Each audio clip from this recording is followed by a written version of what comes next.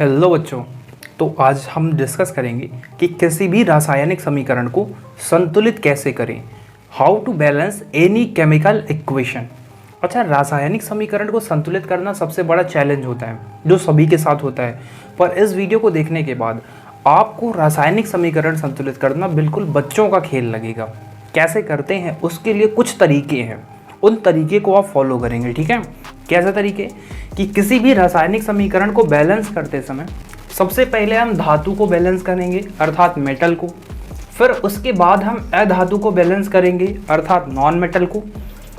जब अधातु को बैलेंस कर लेंगे फिर उसके बाद हम किसे करेंगे, ऑक्सीजन को, और सबसे लास्ट में किसे करेंगे, हाइड्रोजन को। तो इसी पैटर्न को फॉलो करते चलेंगे। तो चलिए स्टार्ट करते हैं। अब जिसको धातु अधातु पहचानना नहीं आता वो मेरा ये वीडियो देख सकता है जिसका लिंक डिस्क्रिप्शन में दिया हुआ है। ठीक है, देखिए फिलहाल यहाँ पे, तो यहाँ पे ये रहा धातु और ये रहा धातु। तो सबसे पहले हम इसे ही बैलेंस करते हैं। किसी भी रासायनिक समीकरण को हम बैलेंस क्यों करते हैं वो जस्ट मैंने पिछले वीडियो में डिस्कस किया था।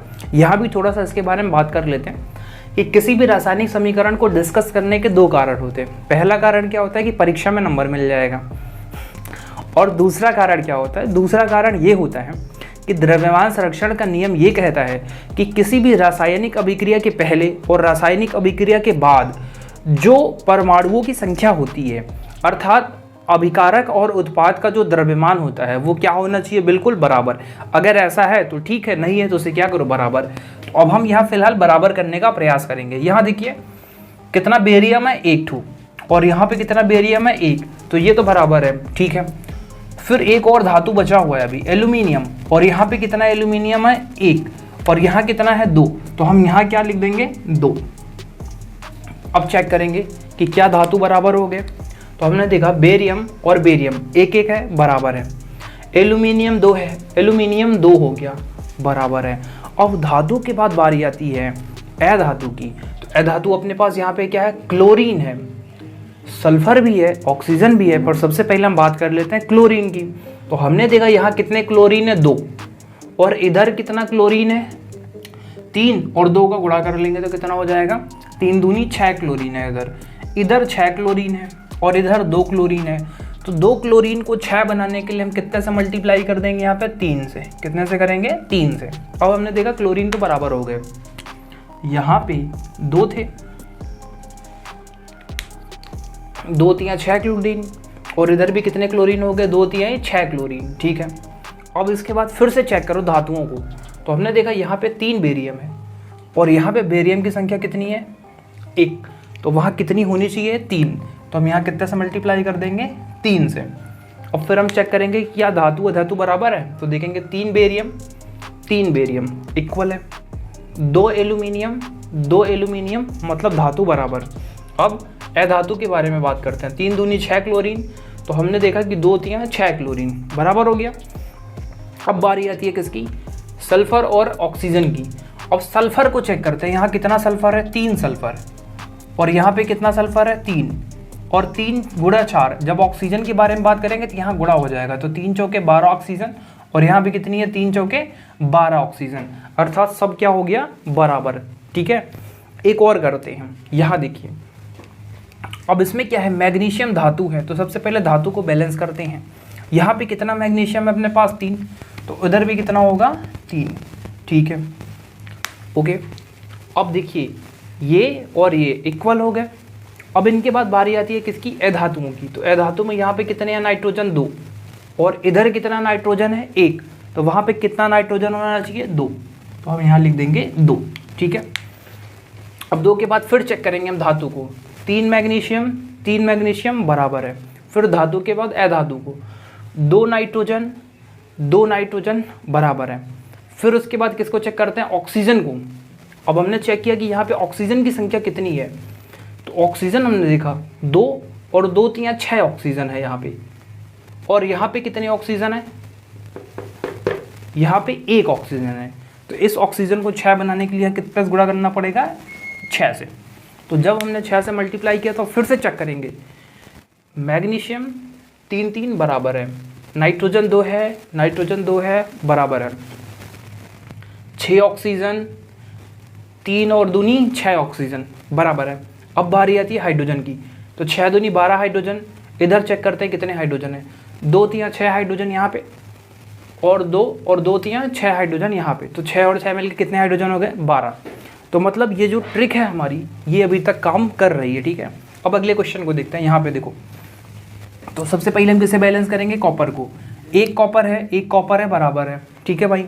अब आ जाओ किस पे, अधातुओं पे, तो अधातु में अपने पास ऑक्सीजन है, नाइट्रोजन है और हाइड्रोजन है, तो सबसे पहले कैसे बैलेंस करेंगे, नाइट्रोजन को, एक नाइट्रोजन है, यहाँ पे कितना नाइट्रोजन है 2, तो यहाँ कितने से मल्टीप्लाई कर देंगे 2 से। अब हम बैलेंस करेंगे किसको, ऑक्सीजन को, पर उसके पहले हम चेक कर लेंगे कि क्या सब बराबर है, एक कॉपर बराबर है, 2 नाइट्रोजन बराबर है। ऑक्सीजन के बारे में चेक करो, एक ऑक्सीजन बराबर है। अब हाइड्रोजन को देखते हैं, 2 तियाँ 6 हाइड्रोजन, और यहाँ पे कितने हाइड्रोजन है 2, तो इसे 6 बनाने के लिए हम कितना से मल्टीप्लाई कर देंगे, यहाँ पे 3 से, ठीक है। अब चेक करेंगे कि 3 दूनी कितने हाइड्रोजन हो गए 6 हाइड्रोजन, पर गड़बड़ हुआ। अब फिर से चेक करते जाओ क्या सब बराबर हो गए, एक कॉपर बराबर है, 2 नाइट्रोजन और 2 नाइट्रोजन बराबर है, एक ऑक्सीजन 3 ऑक्सीजन, तो 3 ऑक्सीजन अगर यहाँ है तो ऑक्सीजन को कितना होना चाहिए यहाँ पे 3, तो यहाँ कितने से गुणा कर देंगे 3 से। और फिर से हम चेक करेंगे वही धातु से, 3 कॉपर 1 कॉपर, इसका मतलब यहाँ कितने से गुणा करेंगे 3 से, गिरा। अब फिर से चेक करते हैं क्या सब बराबर हुआ, तो 3 कॉपर यहाँ पे बराबर है, 2 नाइट्रोजन बराबर है, 3 ऑक्सीजन बराबर है, 3 दूनी 6 हाइड्रोजन और 2 तियाँ 6 हाइड्रोजन बराबर है। तो चलिए कुछ और समीकरण लेते हैं, तब तक इनका आप स्क्रीनशॉट ले लीजिए। अब थोड़ा हम अच्छे लेवल के रिएक्शन करते हैं, ठीक है। देखिए इस रिएक्शन में यहाँ पे H2S plus O2 changes H2O plus SO2, तो सबसे पहले हम किसे बैलेंस करेंगे, धातु को, अर्थात मेटल को। तो हमने चेक किया तो यहाँ पे कोई भी धातु है ही नहीं, तो फिर किसकी बारी आएगी, अधातु की।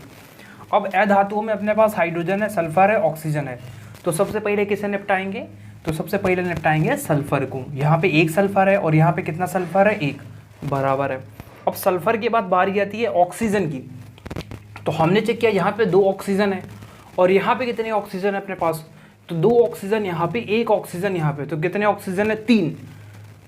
अब हमने इधर देखा कि 2 में ऐसी कोई भी संख्या नहीं है जिससे गुणा करें तो कितना हो जाए 3 हो जाए, तो इस कंडीशन में हम क्या करेंगे, हम यहाँ मल्टीप्लाई कर देते हैं 3 और बटे में लिख देते हैं 2।